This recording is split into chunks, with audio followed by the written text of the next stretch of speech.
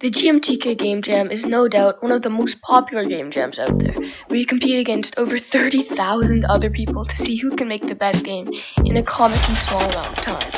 I mean, all game jams do this, but I just wanted to give you a recap. Well, a month ago, I signed up for it. And about 4 days ago, I forgot about it. I literally forgot about it. But luckily, I had an alarm, so I was ready. I took a shower because, well, I won't be doing that for a while, and I got right. Oh, the Game Jam theme isn't revealed until 2 o'clock. So if you don't already know, each Game Jam has a specific theme that you need to follow. So at 2 o'clock, I got my computer, my dog, and I watched the reveal. And this year's theme is just one word. Loop. As always. Loop? How am I supposed to make a game about that? Yeah, I don't know either. So I realized 3 hours later that I needed an idea, so I got desperate. Oh wait. So that's out of the picture. So I was left with the organic option, which is coming up with the idea myself. So the idea is you go through this parkour course, and by that I mean wall running, which is, yeah, that's it. But when you finish the level, you play it again. Alright, idea done, thanks for watching. No, when you play the level each time, you have to erase the ghost of your past self, which I'm pretty sure is the idea everybody else is thinking, but I'm glad I finally have something to work with. To start off, I created a first-person play controller in Unreal Engine 4, which I'm going to have to be using in order to play my game in the browser, which comes in handy when people want to play my game. Now for the wall running, I have already created one of these before, following a tutorial by Unreal University, but my first attempt wasn't very good. But even though GMTK lets me steal the content from pretty much anywhere, I thought I would create my very own wall run with my skillful you can't migrate in Unreal Engine 4. Shoot. So I had to painstakingly replace every single node, one by one, which is the most tedious process in the world.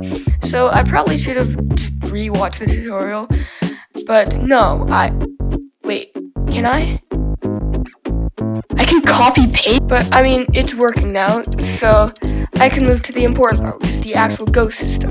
Luckily, I'm a professional game developer, so this should be a piece of Wait. Are there no tutorials? Looks like I'm gonna have to do this the hard way.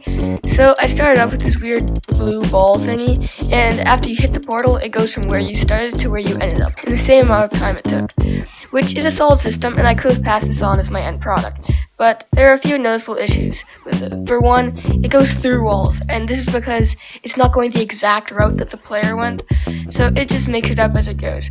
But that is an issue for another day, so I called it a day and hit the hay. Day 2, I accidentally overslept, so I wasted no time hopping back online to get some more work done.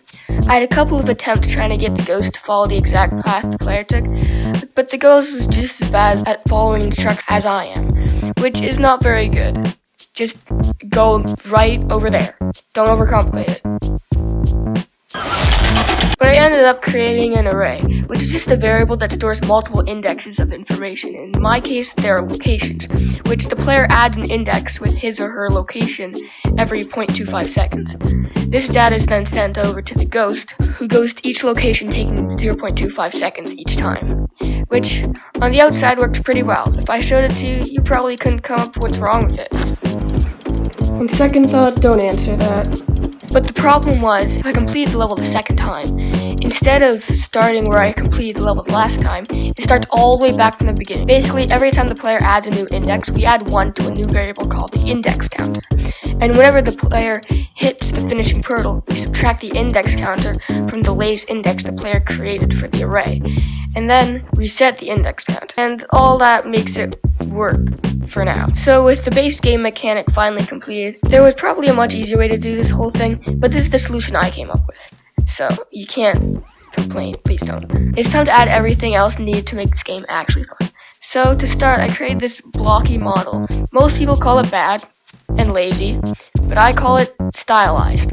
Although in-game, it is pretty bad. So to cover it up, I watched this FCB dev tutorial on how to make this pixelated post-processing material, which is starting to help the game come together nicely. But this game is all about a looping map, so I created this one. Now, it's unfinished, and it doesn't have any obstacles, so it's really just a lumpy path.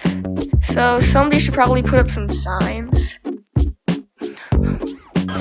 Okay, that's it. I'm done. I'm out. So to fix this, I added some platforms and stuff. Don't judge. I can tell you're judging me. It's at this point that I need to sleep, so I'm going to hit the hay. So for today, also known as Friday, I created this main menu. It's something I'd say if I was giving myself the credit. Here's the video I watched by this guy, but I am so glad because I love it. But I wanted to be able to play a more finished and polished version of my game, so I basically want it to be more arcadey, if that makes sense. So I started creating a smaller version of the map to emphasize the fact that the game loops.